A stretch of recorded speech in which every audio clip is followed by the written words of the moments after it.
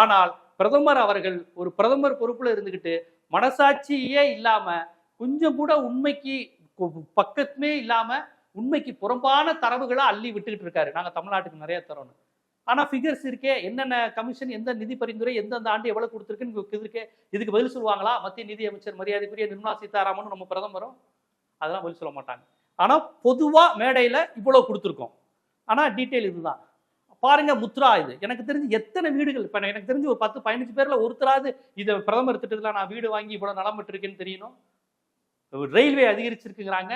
இப்போ ரயில்வேல பல இடங்கள்லாம் இப்போ பார்த்தீங்கன்னா நம்ம தமிழ்நாடே வட இந்தியா மாதிரி ரயில்வேல வந்து நெருக்கடி வரக்கூடிய சூழல் வந்துகிட்டு இருக்கு.